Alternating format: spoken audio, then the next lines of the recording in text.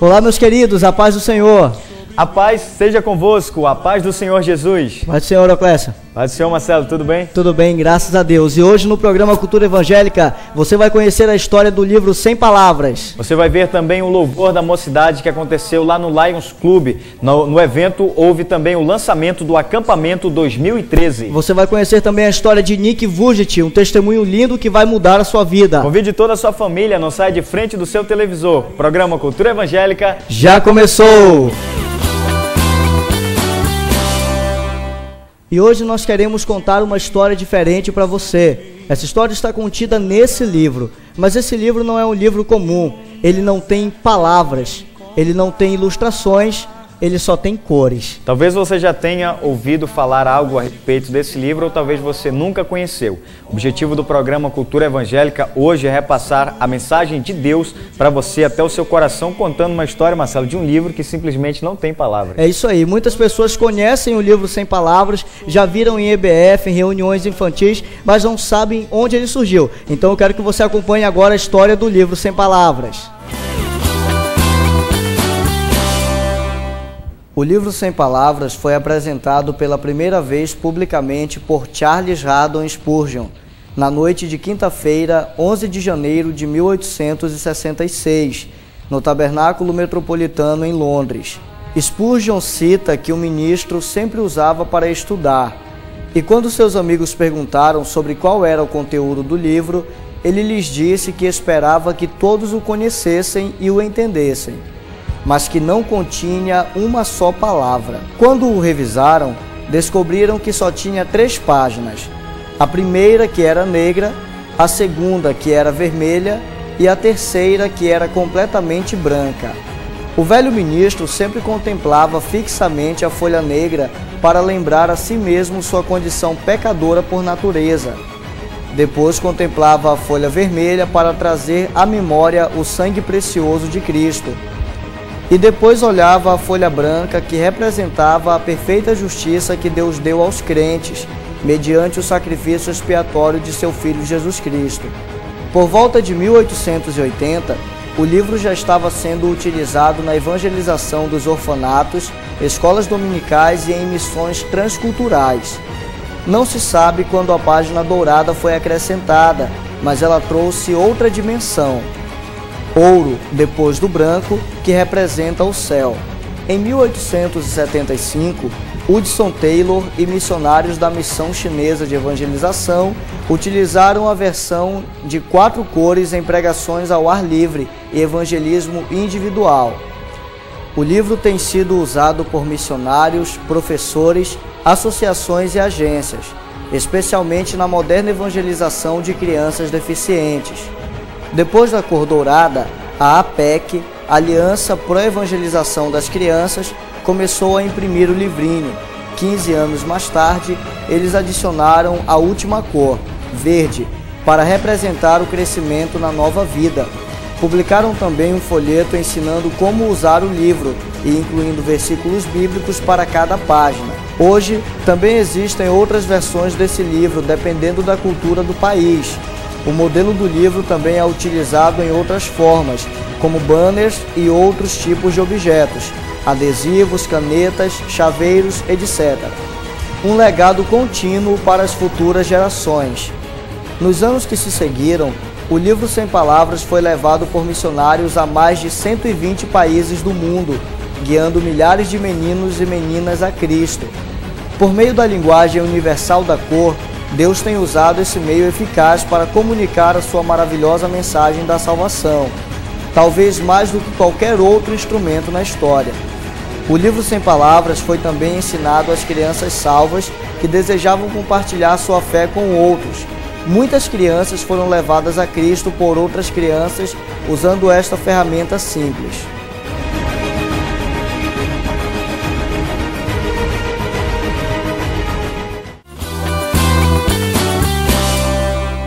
E esse é o livro Sem Palavras. Você acabou de conhecer aí e entender um pouco mais a respeito do livro. É o livro que está aqui nas nossas mãos e a capa dele, Marcelo, de cor dourada e significando a honra que o homem tinha antes de cometer o seu primeiro pecado e quando ele tinha, na realidade, o verdadeiro contato com Deus. Os livros normais, Auclécio, eles têm a capa verde, são compostos de 5 cores e a capa deles é verde, mas a gente optou por usar um livro foi a segunda versão que surgiu, que é com a capa dourada, que vamos falar dessas 4 cores para vocês. E essa honra, Auclécio, do início fala do acesso que o ser humano tinha à presença de Deus logo na criação. Com certeza, e ao passo que nós vamos abrir e mostrar para você cada página, logo você vai entender que cada uma delas tem um significado e a palavra de Deus fala as nossas vidas de uma forma muito tremenda. Nós temos aqui a cor preta, escura, e que logo nós entendemos pela palavra de Deus que essa cor significa o pecado. O pecado, Marcelo, que afasta o homem de Deus. É isso aí, o pecado que fez o homem decair da graça de Deus e fez ele perder por completo, Auclécio, por alguns períodos da época, ou melhor, por alguns períodos da história, a presença de Deus. Inclusive no livro do profeta Isaías, no capítulo 59, o versículo de número 2, a Bíblia diz que as nossas iniquidades, os nossos pecados, eles fazem separação, Marcelo, entre nós e o nosso Deus. E é isso que nós percebemos quando lemos a Bíblia, logo no início, no livro do Gênesis, que após Adão e Eva terem pecado, Deus os afastou, os expulsou do Jardim do Éden, Marcelo, porque o pecado ele cria, na verdade, uma barreira entre o homem e o seu Criador. É isso aí, Auclécio. A Bíblia fala em Romanos capítulo 3 e versículo 23, que todos pecaram e estão destituídos ou carecem da glória de Deus. Ou seja, o pecado é algo que todos nós cometemos um dia, todos nós já praticamos e toda a humanidade também já praticou. Mas e aí, Marcelo, será se o homem vai morrer no pecado? Será se a vida acaba aqui, nas páginas escuras? Com certeza não, Auclécio. As pessoas têm medo do escuro, as pessoas têm medo de tudo aquilo que se refere a trevas, simplesmente por ser uma condição ruim para o ser humano. O negro, na condição espiritual, a cor preta significa escuridão, trevas, pecado, ausência de Deus. Marcelo, e nós temos exemplos na Bíblia, como você falou ainda há pouco, todos pecaram, destituídos ficaram da glória de Deus. E temos exemplos de vários homens que pecaram. Um deles que eu queria ressaltar aqui foi Davi. Inclusive, Davi escreveu o Salmo de número 51, que é um dos mais tocantes e emocionantes quando nós precisamos de perdão de Deus. Exatamente no versículo de número 7, ele ora a Deus e diz assim: Senhor, lava-me, limpa, e eu ficarei alvo mais que a neve. Ele se sente dessa cor aqui, né, Marcelo? Escuro, preto, negro. Ele sente que o pecado está dentro dele e o afasta de Deus. É isso aí, Auclécio, mas essa não é a condição total do ser humano. O ser humano pode haver uma mudança e tem algo que pode te ajudar nessa mudança. Essa página negra aqui tem que passar da tua história e tem algo, Auclécio, que pode transformar a vida do ser humano. A segunda página do livro é a página vermelha e aqui fala de algo muito lindo que pode alegrar as nossas vidas. Fala do sangue de Cristo Jesus. E nos alegra, Marcelo, porque o livro não acaba, não termina na página negra. A página seguinte, exatamente a página de cor vermelha, como o Marcelo acabou de falar, que nos lembra o sangue de Jesus, ou seja, o que nos limpa dos nossos pecados. Sangue imaculado, não é, Auclécio, que pode purificar a qualquer ser humano. A Bíblia diz em uma das epístolas de João que se nós confessarmos a Deus, o sangue de Jesus Cristo, seu Filho, nos purifica de todo o pecado. O sangue de Jesus, ele é poderoso para libertar, para lavar mesmo você. É realmente o ato de lavar, de pegar uma roupa suja e você lava, bota que boa, água, sabão, e daqui a pouco aquela roupa está limpa. Exatamente isso, quando o homem peca, ele está sujo. Mas o sangue de Jesus, ele nos lava, nos purifica. O sangue de Jesus não é apenas uma cobertura sobre os seus pecados. Ele realmente lava você e liberta você de todos os seus pecados. João capítulo 3, versículo 16, que é a mensagem central da salvação do ser humano, diz que Deus amou o homem de tal maneira que deu o seu único filho para que todo aquele que nele crê não pereça, mas tenha a vida eterna. E essa fé, Auclécio, é a fé no sangue que nos comprou e que nos purificou de todo o pecado. Isso que aconteceu, Marcelo, há mais de 2000 anos atrás, mas o que nós queremos reforçar hoje para você é que o sangue de Jesus nunca perdeu a sua validade e nunca vai perder. É esse sangue que foi vertido na cruz do Calvário, lá quando Jesus entregou a sua vida, derramou até a sua última gota de sangue, e a partir daquele momento, Marcelo, a partir daquele dia, qualquer pessoa que quiser ser liberta, ela pode alcançar a sua libertação através do sangue de Jesus. Eis aí o remédio para o pecado, que pode purificar a tua vida e te lavar. Como diz o salmista Davi, que o Auclécio já citou aqui, lava-me e ficarei mais alvo do que a neve. Então a condição do ser humano depois de lavado não é vermelho, Auclésio. Qual é a cor que o ser humano pode ficar? Que fica a alma e o espírito do ser humano. Pois é, Marcelo, o sangue de Jesus, representado aqui pela cor vermelha, é o escape para a humanidade. E após passar por essa libertação,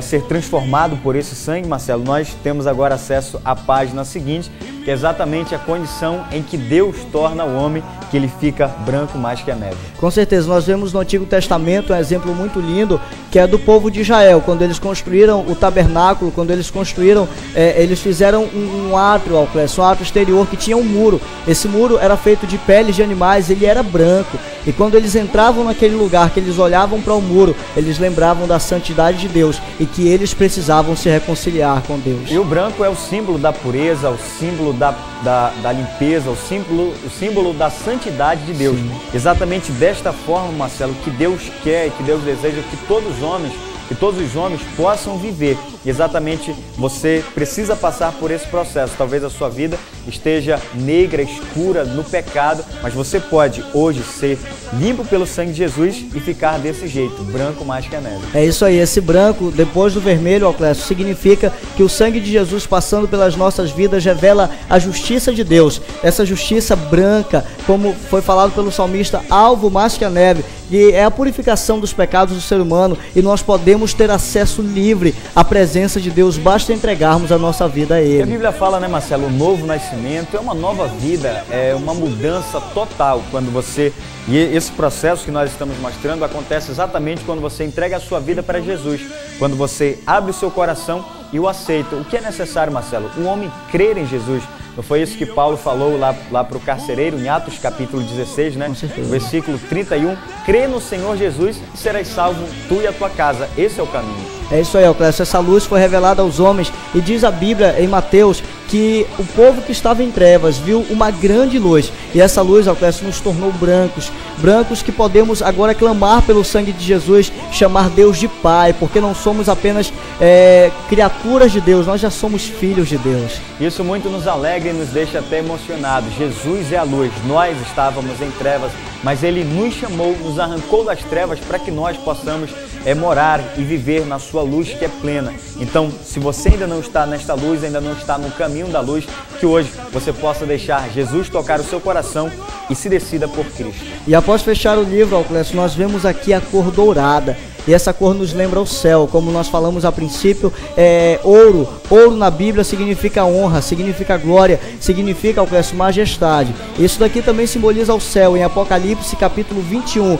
no versículo 21, diz que lá no céu as ruas são de ouro puro. Interessante, Marcelo, alguém deve ter observado que é a mesma cor que nós mostramos no início. E se você vai for perceber, exatamente um processo. Nós falamos no início de Adão, que tinha uma comunhão plena com Deus, que foi afastado, nós mostramos a cor negra, e depois de passar todo esse processo, nós mostramos mais uma vez a cor dourada, porque quando o homem é salvo, quando ele aceita Jesus, tem uma vida dedicada a Deus, ele vai retornar, Marcelo, e ter novamente um contato próximo com Deus, que aqui na terra nós não podemos ter, mas quando passarmos desta vida para outra, aí sim nós teremos como Adão teve no início. Porque Deus, na verdade, Auclésio, nunca quis o ser humano longe dele. Deus não criou o ser humano para isso, para viver em trevas, na escuridão. A Bíblia diz que quando Deus criou o mundo, que ele viu que o mundo estava a terra estava sem forma, vazia, disse Deus, haja luz, e houve luz. E assim é na vida de todos nós, Auclésio. Às vezes estamos em trevas, são períodos da nossa vida, mas quando Deus diz que tem que haver luz em nossas vidas, então Cristo entra e nos transforma. E essa é a nossa esperança, que um dia, de uma vez por todas, nós seremos transformados, seremos salvos por Deus. É o que a Bíblia fala do arrebatamento da igreja. E aí sim, diz a Bíblia, né, Marcelo, que não haverá mais dor, não haverá mais pranto, não haverá mais lágrima, não haverá mais morte. Será uma comunhão plena com Deus. Nós cremos nisso, essa é a fé que nos move, é a esperança que nos move. E que você também seja cheio dessa esperança, porque isto é verdade. Iremos andar em rua de ouro, não é verdade, Auclésio? Eu quero convidar você para andar em ruas de ouro também. Confesse a Cristo como seu único e suficiente Salvador. as trevas que existem na sua vida serão substituídas pelo sangue de Jesus. E após a sua vida ser lavada, após a sua alma ser purificada, você ficará alvo mais que a neve. Estará preparado, Clécio, para ir morar no céu de glória, que é simbolizado aqui pelo ouro. Esse lindo instrumento de evangelização faz parte das nossas vidas. Com certeza. Esperamos que através dessa explanação aqui Deus tenha falado com você, que mais uma vez Deus tenha tocado o seu coração e agora está com você, né? Você decide, você conheceu a verdade, escutou a verdade, Deus está batendo, Jesus está batendo nesse momento aí no seu coração, esperando que você abra a porta do seu coração para que ele possa entrar. A escolha é sua. O meu conselho é que você deixe Jesus entrar na sua vida para que ele faça morada e para que ele transforme você.